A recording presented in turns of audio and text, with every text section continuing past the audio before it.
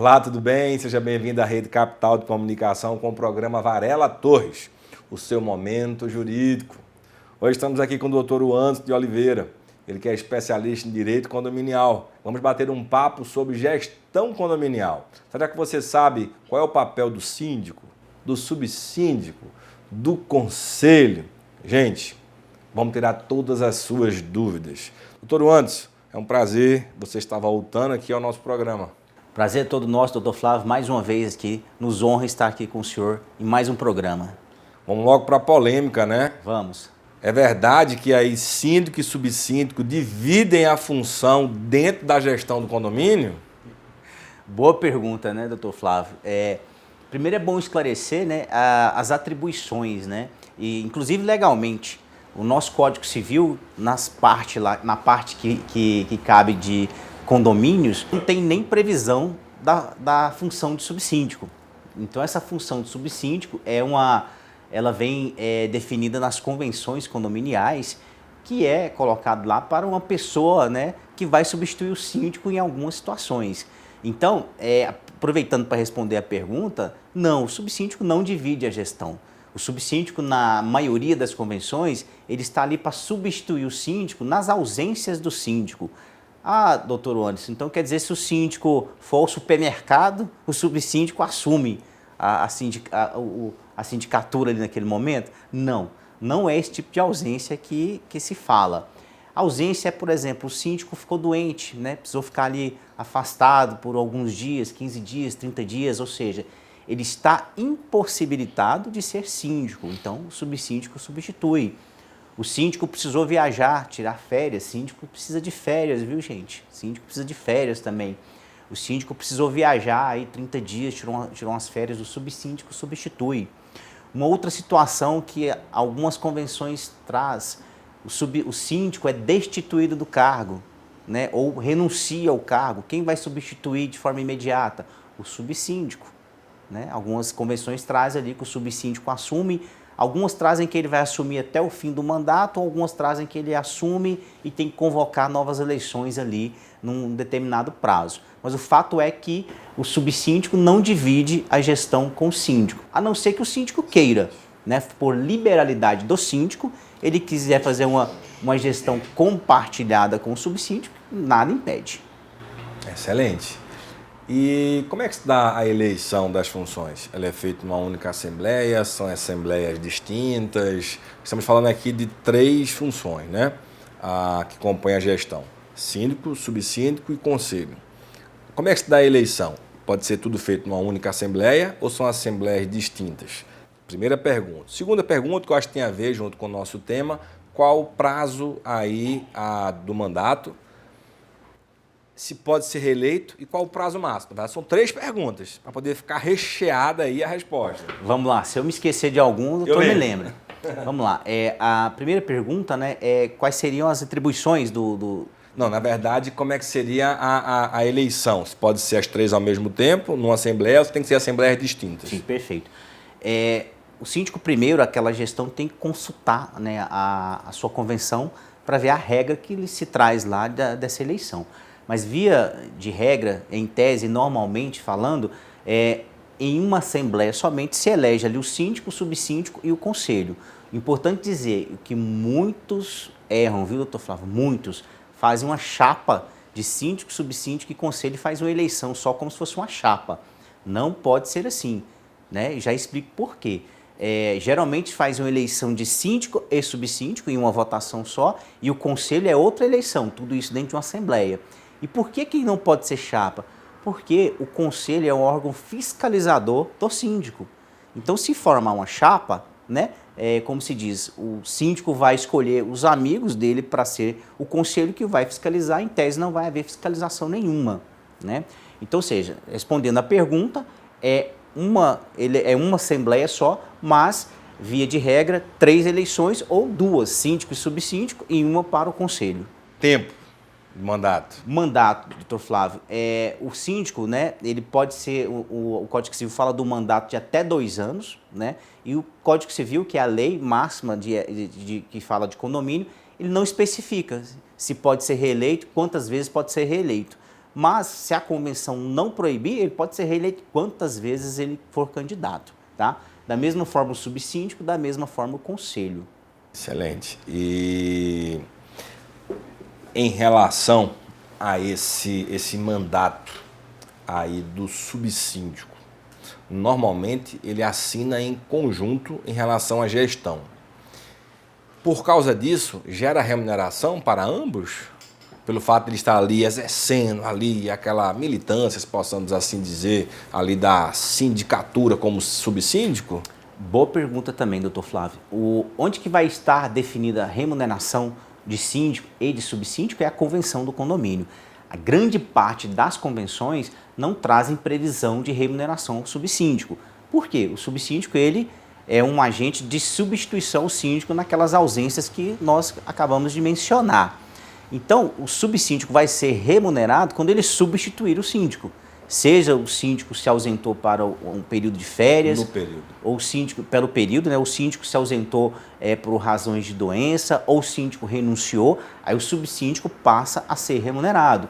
Há convenções que trazem lá previsão de remuneração para o subsíndico, trazem previsão de uma remuneração por meio de isenção de obrigações condominiais, que é chamada de taxa condominial. Mas, via de regra, não há essa obrigação do subsíndico ser remunerado. Mas, repito, importante consultar a convenção, é a convenção que vai determinar isso. Uma pergunta aí bem polêmica, né? O subsíndico, ele pode convocar a assembleia, mas guarda aí, a gente vai aqui a um breve intervalo. A Varela Torres Recuperação de Crédito, com sede na capital do estado de Goiás, atua em todo o território nacional e é composta por corpo jurídico especializado que contém advogados, auxiliares jurídicos e recuperadores de crédito. A equipe é apta a realizar negociações de casos de diversos níveis de complexidade, tanto em âmbito judicial quanto extrajudicial. Sua empresa ou condomínio sem inadimplência de recebíveis.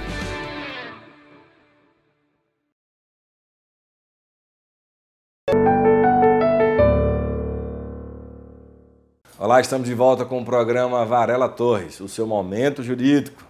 Ficou uma pergunta aqui no ar para o doutor Uâncio de Oliveira, aqui se o subsíndico, se ele pode convocar também, né? Se ele também pode convocar a assembleia, visto que é uma prerrogativa aí a princípio do síndico. E aí, ele pode convocar? Depende. É a resposta boa do direito, né? Depende. Depende sempre da convenção, doutor Flávio, essa é a verdade. Quando a gente fala de condomínio, a gente sempre tem que lembrar da convenção e do regimento interno.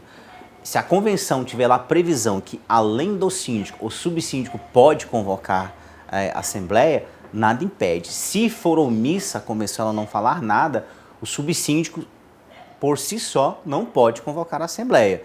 Para ele convocar uma assembleia, ele teria que ir lá, junto com mais, somado a 1/4 de moradores, via de regra, e convocar uma assembleia caso o síndico não convoque. Essa é a regra.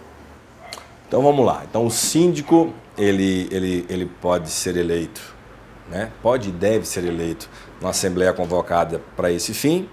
Ele pode ter o seu mandato de até 2 anos. Se não houver proibição em convenção, ele pode ser reeleito, né?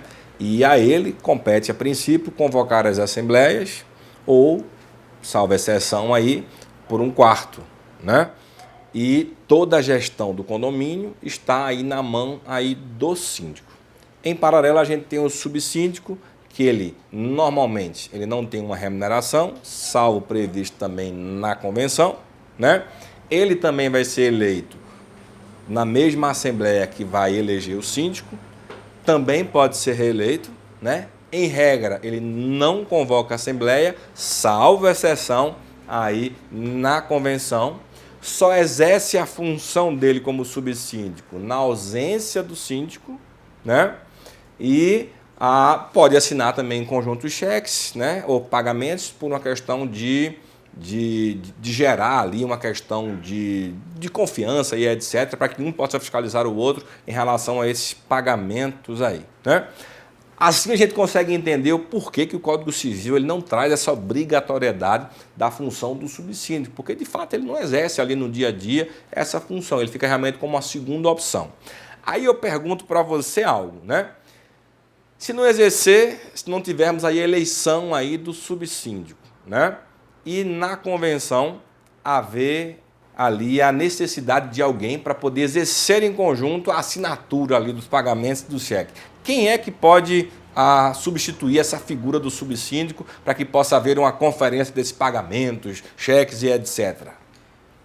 Muito boa pergunta, doutor Flávio. É muito comum no dia a dia dos condomínios, né, o síndico ele assinar, como o doutor falou, em conjunto com outra pessoa da gestão. Às vezes é o subsíndico e outras vezes é um membro do conselho. Por quê? O membro do conselho, o conselho é o órgão fiscalizador do síndico. Então, em algumas convenções, e até quando ela é omissa, a Assembleia decide que seja alguém do conselho, porque aquele conselho se vê obrigado a fiscalizar mensalmente as despesas ali e a gestão do síndico, perdão. Então a gente entra aí falando agora do conselho. Quais são as funções do conselho? Importante pergunta. E uma pergunta interessante, doutor Flávio, que se faz é obrigado a ter subsíndico, né? E é obrigado a ter conselheiro no condomínio, né? O subsíndico a gente já viu que não é. Algumas convenções em relação ao subsíndico, inclusive, dizem na mesma Assembleia que eleger o síndico, pode-se eleger um subsíndico. Pode. Então, ou seja, se aquela Assembleia decidir que não quer subsíndico, não vai ter. E o conselho já vem no Código Civil, que diz que o condomínio pode ter um conselho. Então, não é obrigatório ter um conselho. Mas aí nós vamos para a convenção condominial, que a gente está sempre se referindo a ela. Se a convenção exigir um conselho, vamos obedecer o conselho. E qual é a função do conselho dos conselheiros? É fiscalizar a gestão do síndico, conferir as contas, conferir se ele está gerindo de forma adequada o condomínio, né? Até sob pena de ser destituído, não pelo conselho, mas sim por uma assembleia. Então o conselho tem esse papel de fiscalizar a gestão do síndico. São remunerados? Não, via de regra não, mas é importante dizer que o conselho, os membros do conselho, na maioria das convenções, exigem que sejam moradores, sejam proprietários, perdão, melhor dizendo, proprietários.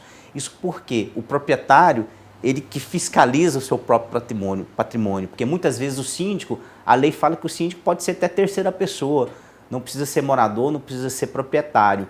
Então o conselho tem esse papel importantíssimo de fiscalizar e por isso que se exige na maioria das convenções que ele seja morador. Então ele doa o seu tempo em prol daquela coletividade. Eu já vi pouquíssimas convenções, doutor Flávio, pouquíssimas, remunerando o conselho por participação em reuniões. Eles têm lá determinado que eles têm que se reunir de 3 em 3 meses para discutir a gestão e aí eles são remunerados por uma pequena parcela, às vezes de desconto, de isenção nas obrigações condominiais ou por um valor determinado pela convenção. E eles são obrigados a, pelo menos, assinar os livros da contabilidade? Existe alguma imposição jurídica que eles têm que, de fato, exercer uma vez que eles são eleitos para essa função? Eles têm a obrigação de fiscalizar as contas, né? E a assinatura deles é o referendo que eles conferiram aquelas contas e assinaram concordando ou com ressalva, mas o fato é que na Assembleia de Prestação de Contas do condomínio, a maioria das convenções tem previsão que aquele conselho tem que apresentar um parecer, se ele concorda ou não concorda com aquelas contas do gestor que está ali finalizando o seu mandato. Excelente, hein? Gente, nosso programa está chegando aí ao final. Espero que você tenha aprendido demais sobre esse tema, né? Até mais, gente. Que Deus te abençoe.